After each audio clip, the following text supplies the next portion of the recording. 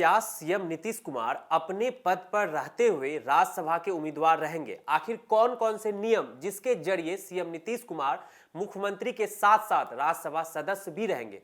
क्या इससे बिहार को फायदा होगा या फिर पार्टियों में दरारें आएंगे? क्या है दोहरी भूमिका? नमस्कार, मैं हूं सूरज झा और आप देख रहे हैं इंडिया न्यूज। बिहार की राजनीति में एक बड़ा सवाल उठ रहा है। क्या मुख्यमंत्री नीतीश कुमार अपने पद पर रहते हुए राज्यसभा के सदस्य भी बन रह सकते हैं, और अगर हां तो इसके पीछे संविधान के कौन कौन से नियम काम करते हैं? आइए इसे आसान भाषा में समझते हैं। सबसे पहला नियम, संविधान के आर्टिकल 99 के मुताबिक राज्यसभा का चुनाव जीतने के बाद किसी भी सदस्य को शपथ लेना जरूरी होता है, लेकिन शपथ लेने के लिए तुरंत मजबूरी नहीं होती। इसके लिए लगभग 60 दिन का समय मिलता है। यानी अगर नीतीश कुमार राज्यसभा चुनाव जीतते हैं तो वे तुरंत शपथ लेने के लिए बाध्य नहीं है। वे तय सीमा के भीतर कभी भी शपथ ले सकते हैं।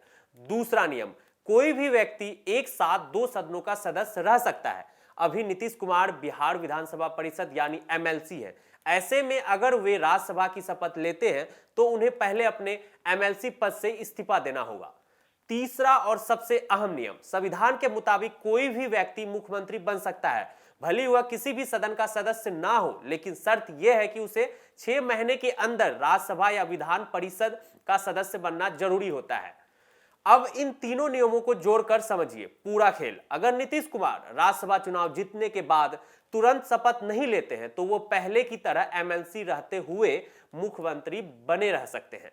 मान लीजिए वे 8 जून को एमएलसी पद से इस्तीफा दे देते हैं और राज्यसभा की शपथ लेते हैं। उसके बाद भी वे अगले 6 महीने तक यानी करीब 8 दिसंबर तक मुख्यमंत्री बने रह सकते हैं, भले ही वे किसी राज्य सदन के सदस्य ना हो। यानी तकनीकी रूप से नीतीश कुमार करीब 8 महीने तक सीएम और राज्यसभा सांसद दोनों की भूमिका निभा सकते हैं, लेकिन यह पूरी तरह समय सीमा और संवैधानिक प्रक्रियाओं पर निर्भर करेगा। अब बड़ा सवाल, इससे बिहार को फायदा होगा या सियासी नुकसान? एक तरफ समर्थकों का कहना है कि इससे केंद्र और राज्य के बीच तालमेल बेहतर हो सकता है और बिहार को योजनाओं में फायदा मिल सकता है, लेकिन दूसरी तरफ विपक्ष इसे सत्ता संतुलन और नैतिकता का मुद्दा बता सकता है। इससे राजनीतिक खींचतान और बढ़ सकती है।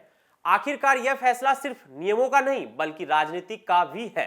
अब देखना होगा कि नीतीश कुमार इस संवैधानिक रास्तों का इस्तेमाल करते हैं या नहीं। फिलहाल के लिए इतना ही। आप देख रहे थे इंडिया न्यूज। नमस्कार।